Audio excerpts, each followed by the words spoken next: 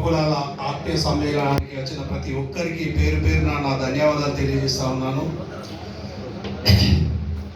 ఈరోజు జనాభా రీత్యా అత్యధిక సంఖ్యలో ఉన్న మాదిగలు అవకాశాలలో మాత్రం అట్టడుగు స్థానాలలో నిలబడే పరిస్థితి మనం గమనిస్తూ ఉన్నాం.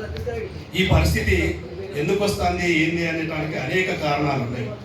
మాదిగలలో నాయకులు లేరా, మాదిగలలో మేధావులు లేరా అంటే మేధావుల సంఖ్య ఎక్కువనే, నాయకుల సంఖ్య ఎక్కువనే.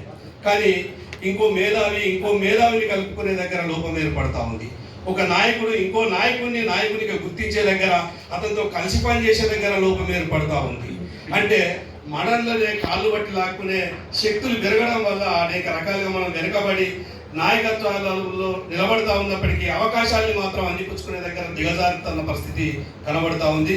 ఈరోజు ఈ వేదిక దగ్గరికి వచ్చిన అంటే ఇప్పుడు మన నాయకులు అనేక మంది పెద్దోళ్ళు ఉన్నారు.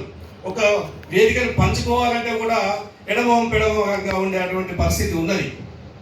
పెద్ద ఎత్తున లేచిన ఎంఆర్పిఎస్ లాంటి ఒక మహా ఉద్యమం కూడా ఈరోజు అనేక రకాలుగా వెనుకబాటుకు గురైన పరిస్థితి.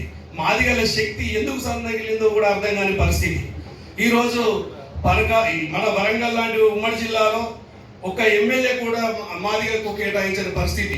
దయాకర్ అన్న మొన్న లాస్ట్ సారి ఎంపీ ఉంటే ఆ ఎంపీని కూడా లాక్కొని ఇప్పుడు వేరే వాళ్ళకి కట్టబెట్టి మాదిగలకు ఉమ్మడి జిల్లాలో అవకాశమే లేకుండా చేసిన దుర్మార్గమైన పరిస్థితి ఇవాళ మాదిగల అనైక్యతకు నిదర్శనంగా మనం చెప్పుకోవచ్చు. ఇలాంటి పరిస్థితి నుంచి మనం బయటపడి ఒక శక్తిగా ఎదగాలంటే మనలో ఉన్నటువంటి ఆ ఈగోలను, అహంభావాలను పక్కకు పెట్టి మనం ఏ జెండాల కింద పనిచేస్తున్నామో ఆ రాజకీయ నాయకులుగా వాళ్ళను మెడలు వంచి మన వైపు ఆలోచింపజేసే విధంగా